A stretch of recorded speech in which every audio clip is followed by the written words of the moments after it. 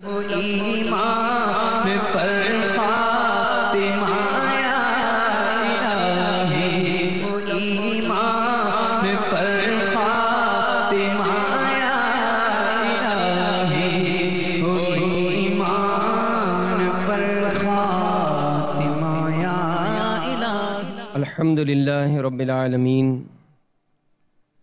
الصلاة والسلام علی سید المرسلین، اما بعد فاعوذ باللہ من الشیطان الرجیم، بسم اللہ الرحمن الرحیم۔ الصلاة والسلام علیک یا رسول اللہ وعلی آلک وصحابک یا حبیب اللہ۔ الصلاة والسلام علیک یا نبی اللہ وعلی آلک وصحابک یا نور اللہ۔ نویت سنت الاعتکاف۔ رسول نذیر، سراج منیر، محبوب رب قدیر صلی اللہ تعالی علیہ وآلہ وسلم کا فرمان دل پذیر ہے، ذکر الہی کی کثرت کرنا اور مجھ پر درود پاک پڑھنا فقر یعنی تنگ دستی کو دور کرتا ہے۔ یہ روایت میرے شیخ طریقت امیر اہل سنت نے اپنے رسالے خاموش شہزادہ اس میں نقل کی ہے۔ اللہ تعالی ہم سب کو کثرت درود و سلام کرنے کی سعادت نصیب فرمائے۔ صلو علی الحبیب صلی اللہ تعالی علی محمد۔ میرے آقا صلی اللہ علیہ وآلہ وسلم کا ارشاد ہے، نیت المؤمن خیر من عملہ، مسلمان کی نیت اس کے عمل سے بہتر ہے، اور بغیر اچھی نیت کے عمل کا ثواب نہیں ملتا۔ جتنی اچھی اچھی نیتیں ہوں گی ثواب بھی اتنا ہی بڑھتا جائے گا۔ تو یہاں موجود اسلامی بھائی، مدنی چینل کے ناظرین جو مدنی چینل کے سلسلے ایمان کی شاخیں میں ہمارے ساتھ موجود ہیں، نیت کریں کہ انشاءاللہ اول تا آخر بیان میں شریک رہوں گا۔ بیان کی تعظیم کی خاطر جتنا ہو سکا دو زانوں بیٹھ کر خوب کان لگا کر توجہ سے بیان سنوں گا۔ صلو علی الحبیب، توبوا الی اللہ وغیرہ کی صدائیں بلند ہوئیں تو اللہ کی رضا پانے، ثواب کمانے اور صدا لگانے والے کی دل جوئی کی نیت سے بلند آواز سے جواب دوں گا۔ صلو علی الحبیب صلی اللہ تعالی علی محمد۔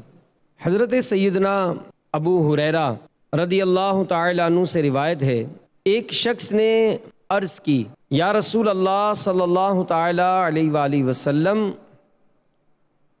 فلانی عورت نماز و روزہ صدقہ کثرت سے کرتی ہے، مگر یہ بات بھی ہے کہ وہ اپنے پڑوسیوں کو زبان سے تکلیف بھی پہنچاتی ہے۔ میرے آقا صلی اللہ علیہ وآلہ وسلم نے ارشاد فرمایا کہ وہ جہنم میں ہے۔ اس شخص نے پھر عرض کی، یا رسول اللہ صلی اللہ علیہ وآلہ وسلم، فلانی عورت کے روزہ، نماز و صدقہ یعنی نوافل میں کمی ہے، وہ پنیر کے ٹکڑے صدقہ کرتی ہے اور اپنی زبان سے پڑوسیوں کو ایذا نہیں دیتی۔ آقا دو جہاں رحمت عالمیہ صلی اللہ علیہ وآلہ وسلم نے ارشاد فرمایا، وہ عورت جنت میں ہے۔ نبی کریم رؤوف الرحیم صلی اللہ تعالی علیہ وآلہ وسلم کا فرمان عالی شان ہے، وہ شخص جنت میں داخل نہیں ہوگا جس کی شرارتوں سے اس کا پڑوسی محفوظ نہیں۔ اور فقی ابو اللیث سمرقندی رحمۃ اللہ تعالی علیہ نقل کرتے ہیں کہ مدنی آقا صلی اللہ علیہ وآلہ وسلم نے ارشاد فرمایا کہ جو شخص فوت ہو جائے اور اس کے 3 ہمسائے ہوں اور وہ سب کے سب اس سے راضی ہوں تو اس شخص کی مغفرت ہو جائے گی۔ تو میرے میٹھے میٹھے اسلامی بھائیوں، مدنی چینل کے ناظرین، آج انشاءاللہ اپنے سلسلے میں پڑوسی کے متعلق چند روایات، مدنی پھول ہم سنیں گے۔ ہمسایہ، پڑوسی، اس سے مراد یعنی ایک سائے میں رہنے والے، پڑوسی، ہمسایہ ایک سائے میں رہنے والے، اور عربی میں اس کے لیے جار کا لفظ استعمال ہوا ہے۔ جار جمع جیران، یعنی جس کے معنی ذمہ داری اور پناہ میں لینا ہے، لیکن عام طور پر جو ہمارے ہاں مفہوم لیا جاتا ہے اس کا، وہ یہ کہ قریبی مکان یا دکان کا ساتھی، اس کو ہمسایہ یعنی پڑوسی کہا جاتا ہے۔ اس کے حقوق کی نگہداشت یہ بہت ضروری ہے، اس سے تعلقات، اس سے معاملات، اس کی اور عام طور پر جو دیگر افراد ہوں گے ان میں بڑا فرق ہوگا۔ تو میرے میٹھے میٹھے اسلامی بھائیوں، مدنی چینل کے ناظرین، ہمسائیگی کا دائرہ یہ بڑا وسیع ہے۔ پڑوس کہاں سے کہاں تک ہوتا ہے، اس کے بارے میں حضور نبی کریم صلی اللہ علیہ وآلہ وسلم کا ارشاد گرامی ہے کہ 40 گھر تک پڑوس ہے، اور امام زہری وضاحت فرماتے ہیں کہ اپنے گھر سے 40 گھر چاروں طرف تک ہمسائیگی ہے۔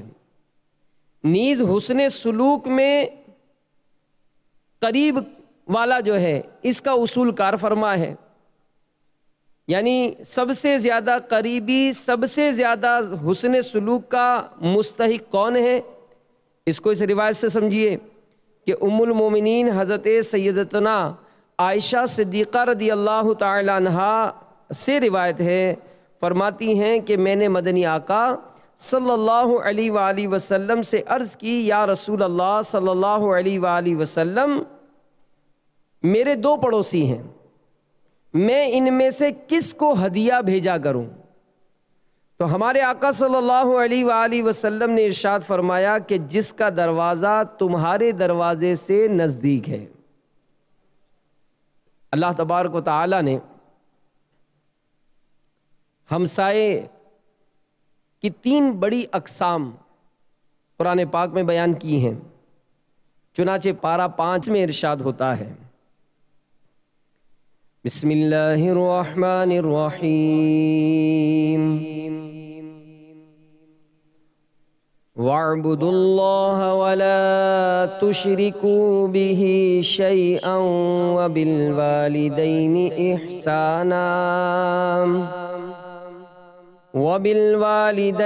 إِحْسَانًا وَبِذِي الْقُرْبَى وَالْيَتَامَى والمساكين والجار ذي القربى والجار الجنب والصاحب بالجنب وابن السبيل وما ملكت أيمانكم۔ ترجمہ کنز الایمان، اور اللہ کی بندگی کرو اور اس کا شریک کسی کو نہ ٹھہراؤ، اور ماں باپ سے بھلائی کرو، اور رشتہ داروں اور یتیموں اور محتاجوں، اور پاس کے ہمسائے اور دور کے ہمسائے، اور کروٹ کے ساتھی اور راہگیر۔ تو مفسرین نے اس آیت کی تفسیر میں جو فرمایا ہے کہ جار ذی القربہ سے مراد وہ پڑوسی ہے جو تمہارے مکان کے متصل رہتا ہے، اور جار الجنوب سے وہ پڑوسی مراد ہیں جو تمہارے مکان سے کچھ فاصلے پر رہتا ہے۔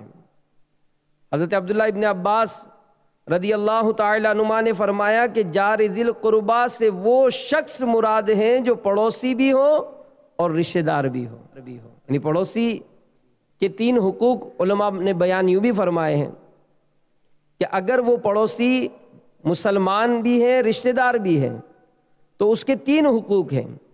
ایک حق اسلام، کیونکہ مسلمان ہے تو حق اسلام بھی ہے، حق رشتہ دار بھی ہے کیونکہ رشتہ دار بھی ہے تو اس کا حق دوسرا بھی ہے، اور تیسرا حق پڑوس۔ پھر فرمایا کہ بعض کے 2 حقوق ہیں، حق اسلام اور حق پڑوس، یعنی وہ رشتہ دار نہیں ہے لیکن مسلمان ہے تو اس کے 2 حقوق ہیں، حق اسلام اور حق پڑوس، اور تیسرا وہ کہ وہ نہ رشتہ دار ہے نہ مسلمان ہے لیکن پھر بھی اس کا ایک حق ہوگا اور وہ حق ہوگا حق پڑوس کے پڑوس۔ تو میرے میٹھے میٹھے اسلامی بھائیوں،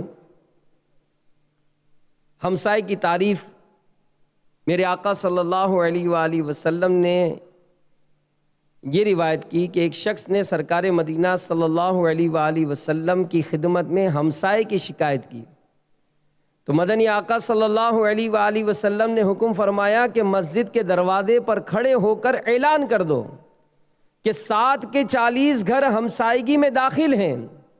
تو زہری نے کہا کہ 40 ادھر 40 ادھر 40 ادھر اور 40 ادھر، اور چاروں سمتوں کی طرف اشارہ کیا۔ اور علامہ ابن مالکی جو 828 سن ہجری میں آپ گزرے ہیں، لکھا ہے کہ جس شخص کا گھر یا دکان تمہارے گھر یا دکان سے متصل ہو وہ تمہارا پڑوسی ہے۔ تو میرے میٹھے میٹھے اسلامی بھائیوں، ہمسائیگی صرف دینی اعتبار سے ہی نہیں بلکہ اخلاقی اور معاشرتی لحاظ سے بھی بڑی اہمیت کا حامل ہے۔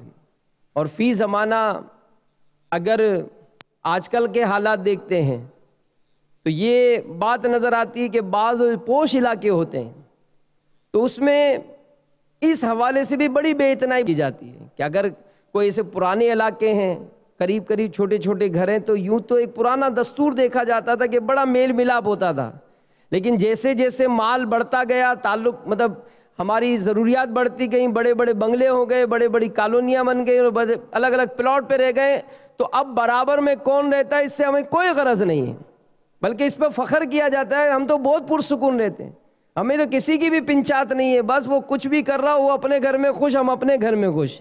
اور اتنے خوشیوں کے اظہار میں بسا اوقات ایسے واقعات ہوتے ہیں کہ 3 4 دن کے بعد جب محلے میں بدبو محسوس ہوتی ہے کہ یار لگتا ہے کہ کچھ بو آ رہی ہے، اب پریشان ہوتے ہیں کہ بھائی اتنا اسپرے کرا رہے ہیں تو گھر میں کچھ پتہ نہیں چل رہا کہ آخر یہ بدبو کہاں سے آ رہی ہے، تو ڈھونڈتے ڈھونڈتے پتہ چلتا ہے کہ پڑوس کے گھر میں ایک ہی فرد رہتا تھا اتنے بڑے بنگلے میں، اس کے ملازم نے اس کو قتل کیا۔ 3 دن کے بعد جب لاش سڑنا شروع ہوئی، کیڑے پڑے، تو پھر جناب جو بدبو اٹھی تو سب نے ڈھونڈا کہ بدبو کہاں سے آ رہی ہے، تو پتہ چلا کہ میرے پڑوس میں ہی حادثہ ہو گیا۔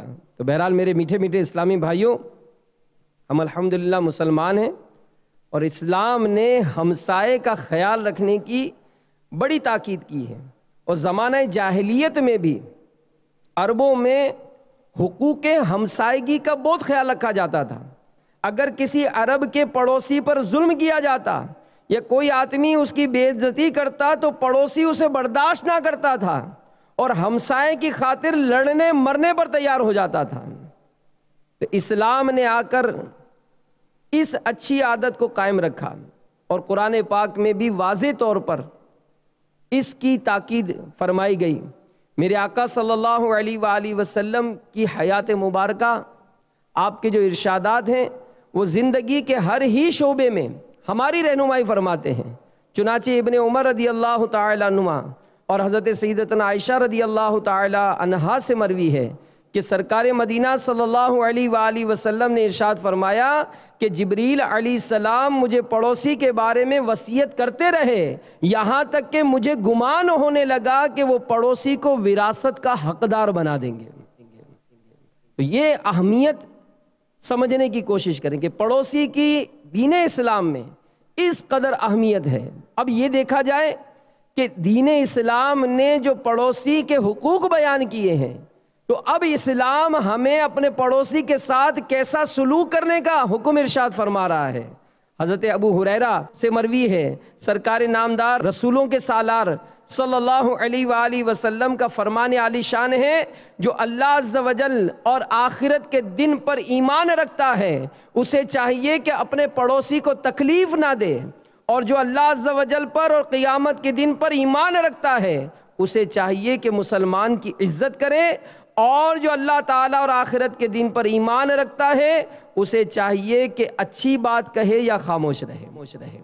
تو حدیث میں بہترین پڑوسی کے بارے میں جو ارشاد ہوا کہ بہترین پڑوسی وہ ہیں جو اپنے پڑوسی سے اچھا سلوک کرے۔ اب اچھا سلوک صرف یہی نہیں کہ آپ کے گھر میں کچھ پکا تو آپ نے اس کو دے دیا، آپ کے بیٹے کی شادی ہوئی تو آپ نے اس کو دعوت دے دی، یہ بھی اگرچہ اچھی عادات میں شامل ہے، لیکن اگر آپ اپنے گھر میں کام کرا رہے ہیں، آپ اپنے گھر میں کام کرا رہے ہیں، چلے جناب آپ کو کہیں سے کچھ رقم مل گئی، آپ کا پرانا مکان تھا، آپ نے مکان بنایا، اب آپ اپنے مکان کی جتنا بھی ملبہ ہے اس کے گھر کے آگے ڈال دیں۔ آپ اپنی پانی کی لائن ڈلوا رہے ہیں تو اپنی پانی کی لائن ڈلوا رہے ہیں کہ دوسرے کے گھروں کو اس طرح کھودنا، اس طرح سامان ڈال دینا۔ پھر اگر ہمارے یہاں بھی اس طرح کے معاملات دیکھے جاتے ہیں کہ کچرے کے جو ڈبے ہوتے ہیں وہ گھروں سے باہر رکھے جاتے ہیں، اب اس طرح کا رکھنا کہ وہ لڑک کر برابر میں گر جائے، یا اگر ایک مارکیٹ میں دکان ہے تو دیکھا جاتا ہے کہ جو سب سے پہلے دکاندار آتا ہے وہ اپنے یہاں جھاڑو لگا کر کچرا جو ہے برابر دکان پہ ڈال دیتا ہے، وہ دوسرے نمبر والا آ کے تیسرے نمبر کو ڈالتا ہے، تیسرے نمبر والا آ کے چوتھے نمبر کو ڈالتا ہے، جو سب سے آخر میں آتا ہے یوں لگتا ہے کہ پوری مارکیٹ کا کچرا اسے نہیں اٹھانا ہے۔ تو اگر یہ چیز میرے ساتھ ہو تو کیا میں اسے قبول کروں گا؟ میں برداشت نہیں کرتا ہوں۔ تو پھر میں یہ انداز جو اختیار کر رہا ہوں کیا یہ میری زیادتی نہیں ہوگی؟ تو بہرحال میرے میٹھے میٹھے اسلامی بھائیوں، ہم کون سا کام اچھا کر رہے ہیں، کون سا کام برا کر رہے ہیں؟ ہم ظاہری طور پر تو خود اپنے آپ سے فیصلہ لیتے ہیں کہ جناب میں نے کام اچھا کیا، میں نے برا کیا، یہ میں سمجھتا ہوں۔ حدیث میں سنیے کہ سرکار علیہ الصلوۃ والسلام نے اچھے اور برے کام کی پہچان کا طریقہ کیا بیان فرمایا۔ حضرت عبداللہ ابن مسعود رضی اللہ تعالیٰ عنہ سے مروی ہے کہ ایک شخص نے مدنی آقا صلی اللہ علیہ وآلہ وسلم کی خدمت میں عرض کی، یا رسول اللہ صلی اللہ علیہ وآلہ وسلم، مجھے یہ کیسے معلوم ہو کہ میں نے اچھا کیا یا برا کیا؟ مجھے کیسے معلوم ہو کہ میں نے اچھا کیا یا برا کیا؟ تو سرکار مدینہ صلی اللہ علیہ وآلہ وسلم نے فرمایا کہ جب تم اپنے پڑوسیوں کو یہ کہتے سنو کہ تم نے اچھا کیا تو بے شک تم نے اچھا کیا، اور جب یہ کہتے سنو کہ تم نے برا کیا تو بے شک تم نے برا کیا۔ پہچان کیا؟ پڑوسی، کہ پڑوسی گواہی دے، کہ پڑوسی گواہی دے کہ جناب یہ جو کام جو ہو رہا ہے نا یہ سارا اچھا ہے۔ تو بہرحال میرے میٹھے میٹھے اسلامی بھائیوں، بظاہر ہمارا بڑے اچھے تعلقات بھی ہوتے ہیں۔ امیر اہل سنت دامت برکاتہم عالیہ نے اپنی کتاب غیبت کی تباہ کاریوں میں پڑوسیوں کے بارے میں غیبتوں کی مثالیں بیان کی ہیں کہ ہماری جو بعض اوقات جو انداز گفتگو ہوتا ہے، بھائی ہم اچھا ملتے ہیں، کھانا پینا بھی کرتے ہیں، میرا شریف کی رات آئی جو ہمارے یہاں پکا ہم نے پڑوس میں بھیجا، امام جعفر صادق رضی اللہ تعالیٰ عنہ کی نیاز کی کنڈے شریف کی تو وہ بھی ہم نے پوری بلڈنگ میں بانٹ دیا، محلے میں بانٹ دیا۔ بظاہر ہمارے اچھے تعلقات ہیں، لیکن بسا اوقات ایسا ہوتا ہے کہ کوئی اگر ہم کو کسی معاملے میں چھیڑتا ہے، ہوتا نا کہ جب گفتگو بیٹھتے ہیں تو بات کرنے کو کرنی ہے، کیا کرنی ہے اس کی تمیز نہیں ہے ہمیں، کہ ہم اس بیٹھ کر گفتگو میں غیبتیں کر کے کس طرح گناہوں کے گٹھڑے اٹھاتے ہیں۔ جیسا کہ اب اگر مثال ہم مل تو رہے، اب کسی نے پوچھا کہ بھائی کیا حال ہے آپ کا، پڑوس کیسا ہے؟ کسی نے کہا کہ بھائی اس جیسے پڑوسی سے تو اللہ بچائے، اس جیسے پڑوسی سے تو اللہ بچائے۔ پھر جناب اگر ایک محلے میں رہتے ہیں تو عورت کے بارے میں معاذ اللہ مختلف قسم کے انداز اختیار کرتی ہے کہ فلاں پڑوسن یہ چال چلن کی اچھی نہیں ہے، اس کی لڑکیاں خراب ہیں، اس کے لڑکے او ہو سارے نمبری ہیں، بہت الٹے سیدھے کام کرتے ہیں۔ اور پھر اللہ تعالیٰ نے آپ کو اگر کچھ مقام دیا، آپ کو کچھ نعمتیں عطا کی، اب اگر آپ کا گھر کسی طرح سے بھی کسی کے کچھ مسائل حل کرنے میں مطلب معاون ثابت ہو جاتا ہے، اور لوگوں کا دل بھی کھلا ہے کہ آپ جو ہے وہ کچھ نہ کچھ ان کی مدد کرتے تھے، پانی کے نام پر، ماچس کے نام پر، نمک کے نام پر، یہ پڑوس میں عموماً لینا دینا ہوتا ہے۔ اب اگر یہ ہے، آپ اچھی اچھی نیتوں کے ساتھ دیں گے، آپ کو بہت ثواب ملے گا، لیکن اگر کہیں پر بیٹھ کر آپ نے اس انداز کو اختیار کیا کہ وہ پڑوسن بھائی جب دیکھو کچھ نہ کچھ مانگنے آ جاتی ہے، ماچس تک گھر میں نہیں رکھتی، اس کا کیا مطلب ہوا؟ آپ نے تو اپنا سارا ثواب دھو دیا نا کسی کو کہہ کر۔ اس کے گھر کا ماحول بہت برا ہے، بہت برا ہے۔ اب کسی کے گھر میں گئے، کوئی گندگی دیکھی تو بدبو آ رہی تھی، تو یہ وہ چیزیں ہیں میرے میٹھے میٹھے اسلامی بھائیوں، مدنی چینل کے ناظرین، کہ جو غیبت میں شامل ہوں گی، اور غیبت حرام اور جہنم میں لے جانے والا۔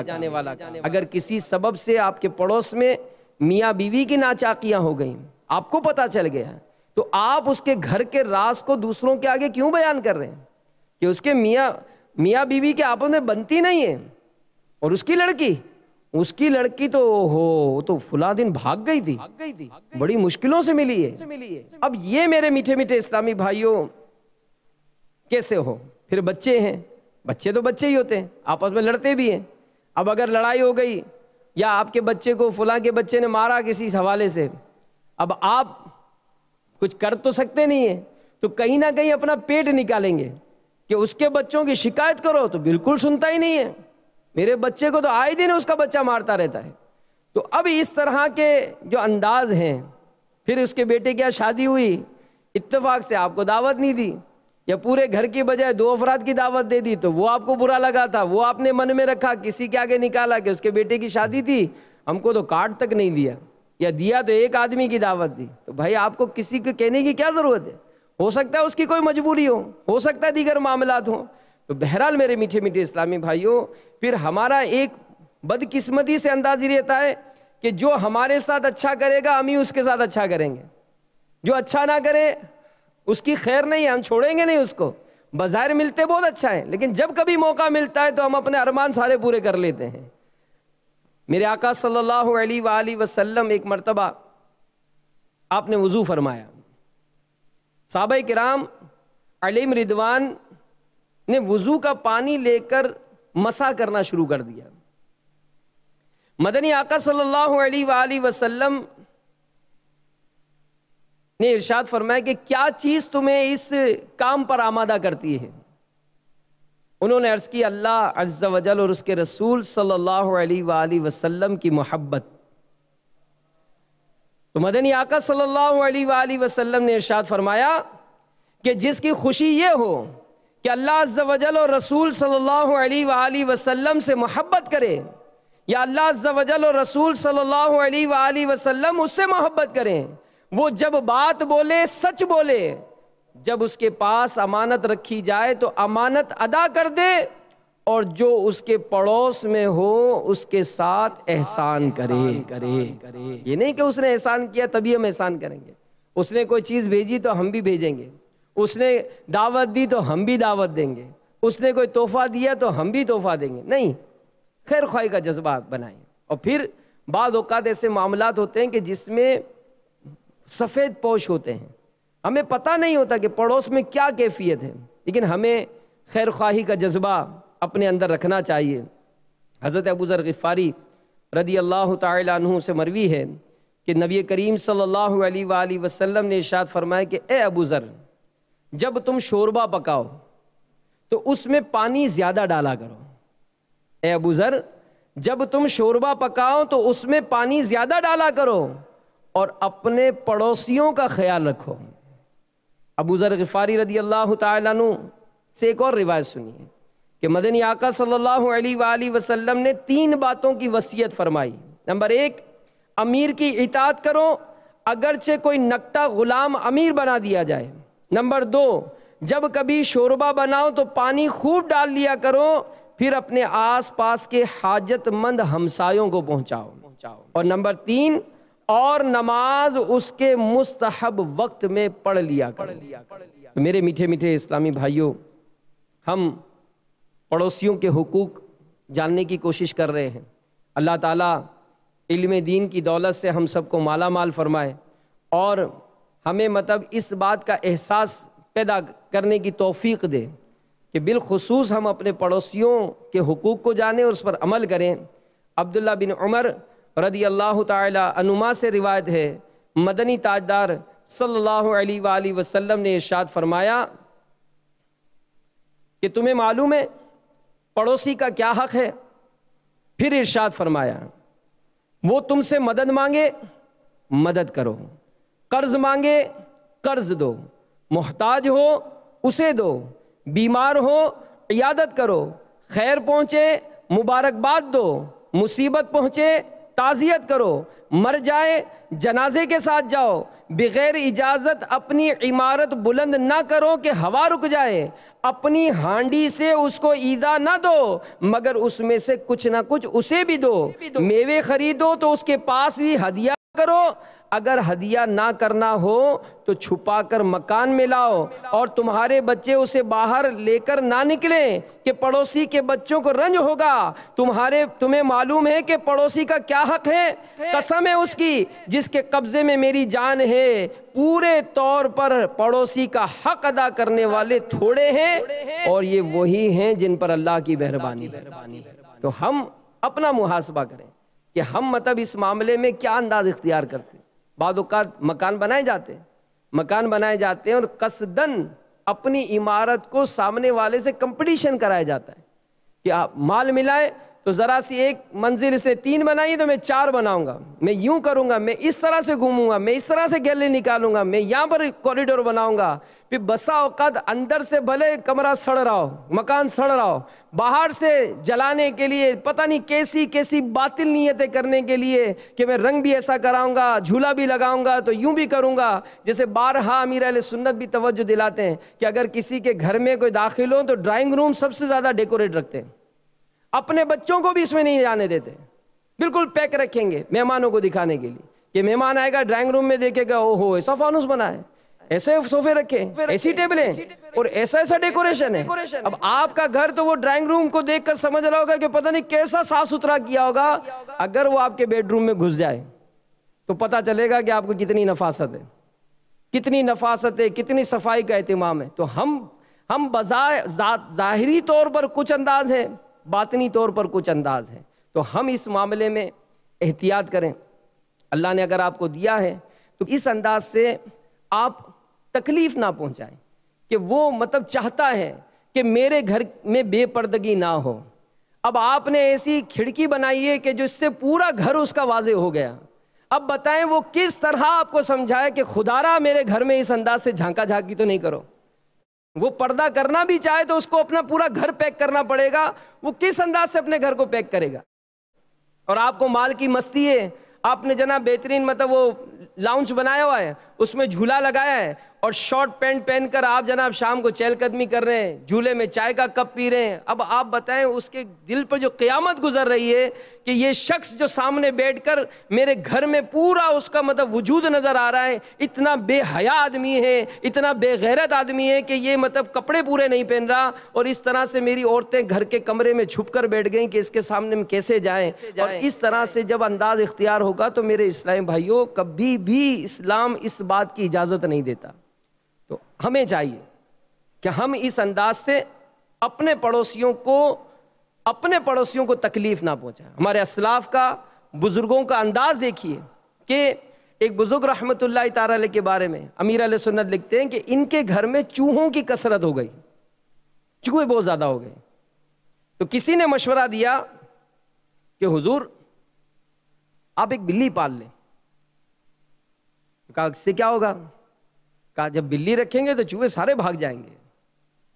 یہ بھاگ کے جائیں گے کہاں؟ پڑوس میں جائیں گے۔ اس کا مطلب میں ایسا شخص بن جاؤں گا جو خود ایک تکلیف کو پسند نہیں کرتا مگر دوسروں کو وہی دکھ پہنچانا چاہتا ہوں۔ آپ نے بلی نہیں پالی کہ چوہے میرے گھر میں بھلے، میں یہیں پر رکھ لیتا ہوں ان کو، کہ میں بلی رکھوں گا تو پڑوسی میں جائیں گے، پڑوسیوں کو تکلیف پہنچے گی، تو پڑوسیوں کو تکلیف نہیں پہنچاتے تھے، ان کے دکھ درد میں یہ شریک رہا کرتے تھے۔ حضرت ابن المقفع رحمت اللہ تعالی علیہ سے کسی نے کہا تمہارا ہمسایہ سواری کے قرض کی وجہ سے اپنا گھر بیچ رہا ہے، ابن المقفع اس شخص کی دیوار کے سائے میں بیٹھتے تھے، انہوں نے یہ سن کر فرمایا کہ اگر اس نے تنگ دستی کی وجہ سے اپنا گھر بیچ دیا تو گویا میں نے اس کے دیوار کے سائے کی قدر نہیں کی، چنانچہ اس کے پاس رقم بھیجی اور کہلا بھیجا کہ گھر کو نہ بیچو۔ قدر کرتے تھے، ایک دوسرے کا خیال کرتے تھے، ایک دوسرے کی غمخواری کرتے تھے، ایک دوسرے کی تکلیف، ایک دوسرے کا دکھ یہ بانٹا کرتے تھے۔ اور اسلام میں یہی ایک ایسا حسن ہے کہ جس کی مثال دنیا کا کوئی بھی مذہب یہ نہیں دیتا ہے، کوئی مذہب نہیں دیتا۔ میرے آقا صلی اللہ علیہ وآلہ وسلم کا یہ ارشاد سنیے کہ مومن وہ نہیں جو خود پیٹ بھر کر کھائے اور اس کا پڑوسی اس کے پہلو میں بھوکا رہے، یعنی مومن کامل نہیں۔ تو میرے میٹھے میٹھے اسلامی بھائیوں، پڑوسیوں کا اول تو حال احوال یہ پوچھنے کا ذہن نہیں ہے، اور اگر ذہن ہے بھی، اگر کبھی کوئی تکلیف معلوم پل چل بھی جاتا ہے تو بسا اوقات صاحب حیثیت ہونے کے باوجود ہم اس معاملے میں پتلی گلی پکڑتے ہیں کہ کسی طرح ٹکراؤ نہ ہو، کہ اس سے کوئی مانگ نہ لے۔ تو اللہ نے آپ کو دیا ہے تو آپ اس کی مدد کریں، کہ وہ رب قدیر، وہ رب قادر، کہ جس نے آپ کو آج دینے والا بنایا اور کوئی لینے والا آپ سے طلب کر رہا ہے تو وہی رب چاہے تو اس کو دینے والا بنا دے اور آپ کو لینے والا بنا۔ اس چیز سے، اس وقت سے ڈریں کہ جو نعمت آپ کو ملی، جو منصب آپ کو ملا، جو عزت آپ کو ملی، جو دولت آپ کو ملی، وہ رب نے دی ہے۔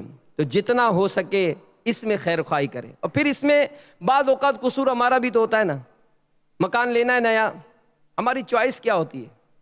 چوائس کیا ہوگی کہ جناب ویسٹ اوپن ہونا چاہیے، ہاں ہوا آنی چاہیے، روشنی آنی چاہیے، کمرے بھائی یہ تو دیکھو کشادہ ہونے چاہیے، اور آج کل تو اٹیچ باتھ کا رواج ہے نا، اٹیچ باتھ ہونے چاہیے۔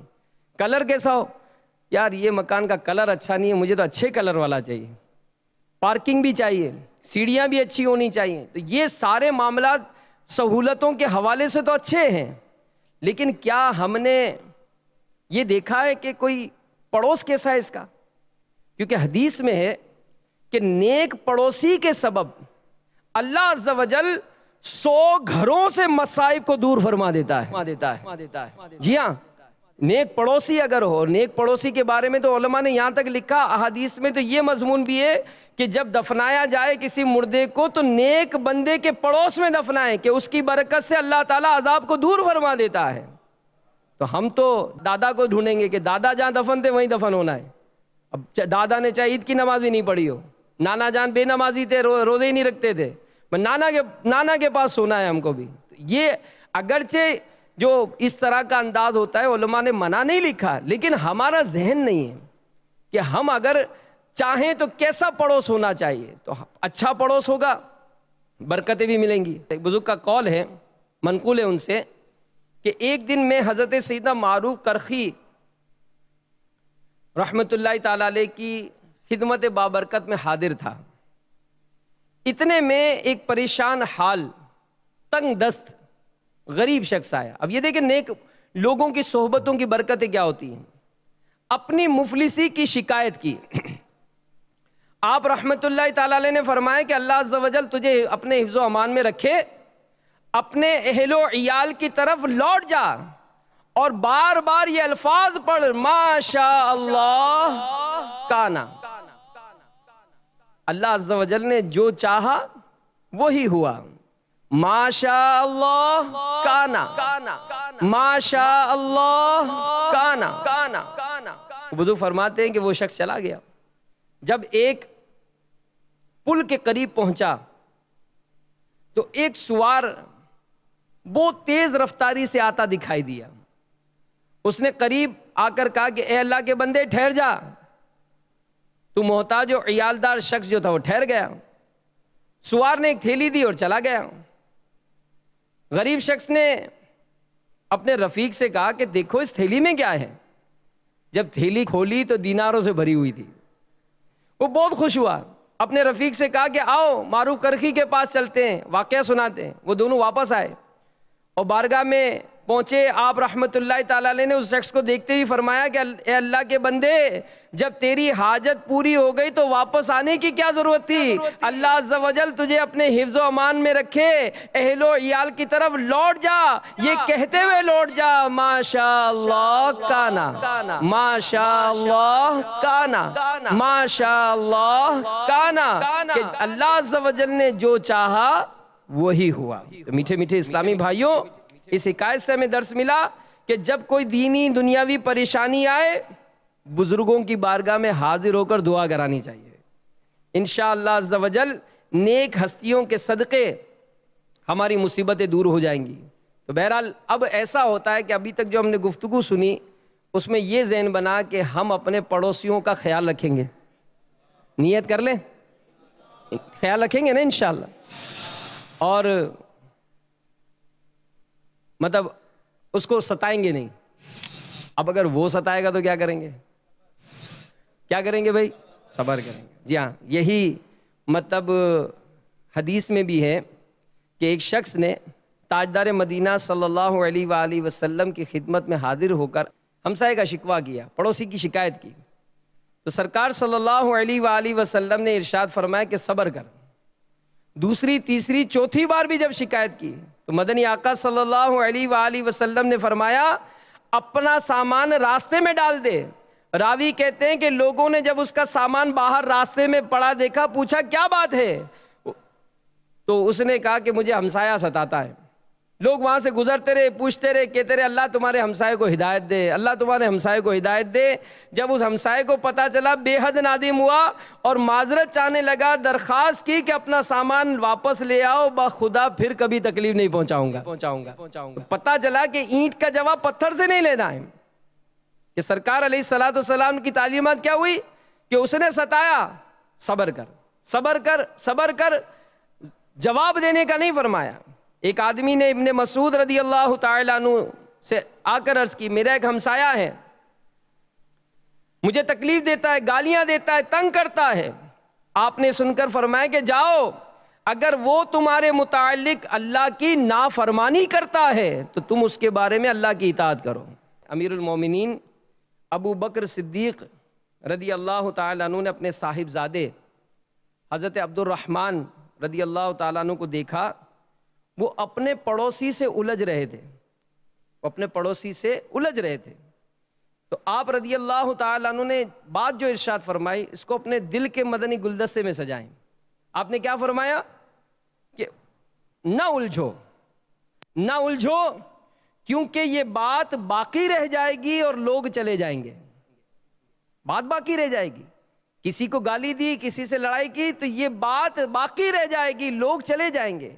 تو اخبار میں کچھ اس قسم کا واقعہ ہوا تھا، پاکستان میں کہیں کا واقعہ تھا کہ دو بچے کھیل رہے تھے۔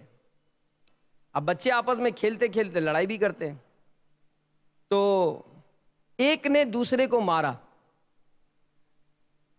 اب جس کو پٹائی لگی نا، وہ روتا ہوا گھر پہنچا اور گھر جا کر ماں کو بتایا کہ بھائی مجھے فلاں کے لڑکے نے مارا ہے۔ لکھا یہ گیا کہ اس کا جو باپ تھا، اس کی باہر پرچون کی دکان تھی، تو عورت اپنے شوہر کو بلایا کہ دیکھو فلاں کے ہمسائے کے بچے نے میرے بیٹے کو، میرے لال کو کیسا مارا ہے، لال کر دیا اس کو۔ اب باپ نے جب دیکھا کہ بچے کو مارا ہے تو دونوں میاں بیوی جو ہے وہ پہنچ گئے اس کے گھر۔ اب اس کا جو باپ تھا اس بچے کا، وہ تو کہیں کام پہ کہیں اور گیا تھا۔ یہ دونوں میاں بیوی نے اس بچے کی ماں کی خبر لی، بہت سنائی، جو کچھ بھی تھا بہرحال ہونا تھا وہ ہوتا ہی ہے۔ اب اس نے جب دیکھا کہ دونوں میاں بیوی اس طرح سے کر رہے ہیں تو اس کو بھی جو آیا وہ کیا، لیکن کر نہیں سکی کچھ اور۔ شام ہوئی، اس کا شوہر آیا، اب اس نے سارے دن کی کارروائی سنائی کہ تم چلے گئے، یہ دونوں کھیل رہے تھے تو آپس کی لڑائی ہوئی اور یہ ذرا سا اس نے یوں کیا، اور جا کر اس نے اپنے جب باپ کو بتایا تو وہ تو اپنی دکان سے یوں آ گیا اور ایسا ایسا بولا، میں تو کچھ نہیں بول سکی، میری تو سنی نہیں، تو یوں ہوا۔ اب 2 4 5 مرچ مسالے لگا کر اس کو مشتعل کیا۔ اس نے کہا اچھا ایسا کیا، چھوڑوں گا نہیں میں اس کو۔ اب اس نے آستینیں چڑھائیں اور پہنچا اس کی پرچون کی دکان پر۔ پرچون کی دکان پر وہ شخص نیچے بیٹھا کچھ کام کر رہا تھا۔ اب یہ شخص آیا اور دکان میں گھستے اس نے گالیاں دینا شروع کی، نکلو باہر، تمہارا تو یوں کر دوں گا، یوں کر دوں گا، یوں کر دوں گا۔ اس نے وہاں سے باٹ اٹھایا، اب جیسے اس نے نیچے گالیاں سنی تو اس کو بھی غصہ آیا نیچے ہی، وہاں اس کی چھری پڑی تھی، اس نے غصے میں آ کر چھری اٹھائی، یہاں سے اس نے جب دیکھا کہ نیچے بیٹھا ہے تو اس نے باٹ اٹھایا، اور اٹھتے اٹھتے جیسے وہ اٹھا تو اس نے زور سے اس کے سر پہ مارا۔ اب جیسے ہی سر پہ مارا تو وہ ایک دم چکرایا، لیکن چونکہ اس کے ہاتھ میں چھری تھی اس نے بھی گرتے گرتے اس کو چھری مار دی۔ دیکھتے ہی دیکھتے وہ دونوں مرد اسی دکان پہ دم توڑ گئے، پورے محلے میں کوہرام مچ گیا۔ دونوں کی جنازہ ہوئی شام کو، صبح ہی صبح ان کو تدفین ہوئی۔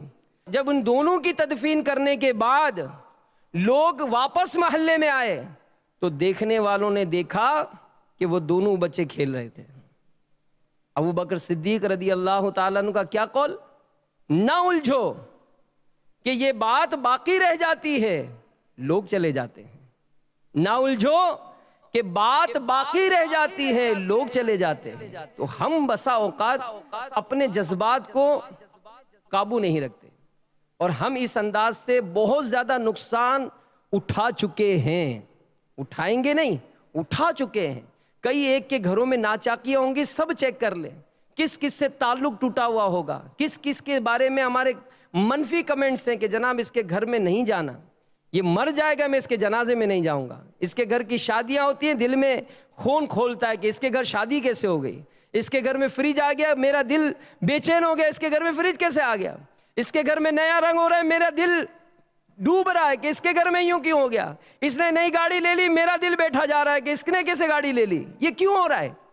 یہ اس لیے ہو رہا ہے کہ ہمیں شریعت کا علم نہیں۔ ہمارا اسلام جس انداز سے ہمیں چاہتا ہے ہم اس انداز کو اپناتے نہیں۔ ہمارے اسلاف بزرگوں نے ہمسایوں کے ساتھ ایسا سلوک کیا کہ وہ ان کے اعلیٰ اخلاق دیکھ کر اسلام قبول کر لیتے تھے، اور ہمارا بدقسمتی سے اخلاق کا وہ عالم کہ آج ہمارا مسلمان پڑوسی کیا ہمارا سگا بھائی بھی ہم سے مطمئن نہیں ہے۔ کیوں؟ مالک بن دینار رحمت اللہ تعالی علیہ کے پڑوس میں ایک یہودی نے مکان کرائے پر لیا، ایک پرنالہ نکال کر گندگی ڈالتا تھا مالک بن دینار کے گھر، خاموشی سے اٹھا لیتے تھے۔ ایک دن آیا کہنے لگا حضور یہ پرنالہ جو لگا ہے اس سے آپ کو تکلیف تو نہیں؟ آپ نے کہا تکلیف تو ہے، تم جو کچرا پھینکتے ہو میں نے بالٹی اور جھاڑو رکھی ہے اٹھا لیتا ہوں۔ کہ آپ کو غصہ نہیں آتا؟ فرمایا غصہ پینے والے لوگوں سے درگزر کرنے والے نیک لوگ یہ اللہ کے محبوب ہیں۔ اس یہودی نے جو آپ کا یہ حسن اخلاق دیکھا، قرآن کی یہ آیتیں سنی اور اس باعمل مسلمان کو دیکھا تو کلمہ پڑھ کر مسلمان ہو گیا۔ یہ اعلیٰ اخلاق تھا۔ تو ہمارا اخلاق کیسا کہ ہم اگر نمک دیتے ہیں تو جتاتے ہیں کہ نمک نہیں دیا تھا تجھے، آگ نہیں دی تھی، ماچس نہیں دی دیا، دودھ نہیں دیا تھا، پانی نہیں دیا، بھول گئے ہمارے احسان۔ ارے احسان کیا، یہ تو اللہ کی نعمت ہے کہ اگر آپ آگ اور نمک دے رہے ہیں، یہ ماچس یہ نمک یہ دینا کتنا بڑا کار ثواب ہے کہ سرکار فرماتے ہیں کہ آگ اور نمک سے جس قدر سدھارا گیا، جس قدر کھانا پکایا گیا اتنا صدقہ کرنے کا ثواب دیا جائے گا۔ بہرحال میرے میٹھے میٹھے اسلامی بھائیوں، ہم محاسبہ کریں، غور کریں، اور پھر بینگ اے مسلم، ایک مسلمان ہونے کی حیثیت سے ہم پر یہ بھی لازم ہے کہ ہم اپنے پڑوسیوں کو امر بالمعروف کریں، نیکی کا حکم کریں، گناہوں سے منع کریں۔ اگر اس کے گھر میں گانے بجتے ہیں، بے نمازی ہے، اگر سنتوں سے دور ہے، حکمت عملی سے نیکی کی دعوت پیش کریں کہ قیامت کے دن ایک پڑوسی اپنے پڑوسی کے بارے میں اللہ تعالیٰ کی بارگاہ میں عرض کرے گا کہ یا اللہ دنیا میں یہ میرا پڑوسی تھا، اس سے میرے بارے میں پوچھ۔ وہ عرض کرے گا کہ یا اللہ تیری عزت و تیرے جلال کی قسم میں نے اس کے اہل و عیال میں کوئی خیانت نہیں کی۔ وہ شخص کہے گا کہ اس نے میرے اہل و عیال میں خیانت تو نہیں کی، لیکن مجھے یہ گناہوں میں مبتلا دیکھتا تھا، میری اصلاح کی کوشش نہیں کرتا تھا۔ تو حدیث میں ہے کہ اس سبب سے، پڑوسی کی اصلاح نہ کرنے کے سبب سے اس نیک شخص کو جہنم کا حکم ہوگا۔ تو ہم پر یہ بھی لازم ہے۔ تو اب یہ سارے معاملات کہاں سے سیکھیں گے؟ آ جائیں، دعوت اسلامی ہمیں اسی بات کی تربیت دیتی ہے کہ ہم نیکیاں کریں، نیکیاں پھیلائیں، برائیوں سے بچیں، دوسروں کو بچائیں، اجتماعات میں اپنے پڑوسیوں کو لے جائیں، مدنی قافلوں میں سفر کرائیں۔ اسلامی بہنیں اپنے گھر میں اجتماع کرتی ہیں، اپنے پڑوسیوں کو بلائیں، وی سی ڈی اجتماعات کریں، امیر اہل سنت کے بیانات دیں، کیونکہ ہر مدنی ماہ اسلامی مہینے کا جو پہلا پیر ہے، امیر اہل سنت فرماتے ہیں کہ اس میں یوم قفل مدینہ منایا جائے۔ یوم قفل مدینہ کیا ہے کہ اس دن آنکھوں، زبان اور ہر عضو کو گناہوں سے بچانے کی بھرپور کوشش کریں گے، اور اس کے لیے زبان کا قفل مدینہ لگانے کی عادت بنانے کے لیے میرے شیخ طریقت امیر اہل سنت کا رسالہ خاموش شہزادہ، اس رسالے کو بھی پڑھیں، لکھ کر کچھ نہ کچھ گفتگو کریں، مدنی انعامات کا رسالہ آج ہی حاصل کر رہے ہیں، روزانہ فکر مدینہ کی عادت بنائیں، شیطان کو ناکام و نامراد کریں کہ غیبت کے خلاف جنگ، نہ غیبت کریں گے نہ غیبت سنیں گے، محبتوں کے چور قفل مدینہ لگا رہے انشاءاللہ عز و جل۔ اکثر نظریں جھکی رہیں، حیا سے نظریں جھکی رہیں، مسجد بھرو تحریک جاری رہے گی۔ تو یہ رسالہ بھی تمام اسلامی بھائی مدنی چینل کے ناظرین حاصل کر لیں، اور یوم قفل مدینہ کا خوب اہتمام کرنا ہے، اپنے گھر میں بھی، گھر والوں کو بھی اس بات پر راضی کریں کہ زبان کا درست استعمال جنت میں لے جائے گا، اور غلط استعمال کے سبب کہیں جہنم مقدر نہ ہو۔ اللہ تعالی ہم سب کو سنتوں پر عمل کرنے کی توفیق عطا فرمائے، آمین بجاہ النبی الامین صلی اللہ تعالی علیہ وآلہ وسلم۔ صلو علی الحبیب صلی اللہ تعالی علی محمد۔ ایمان پر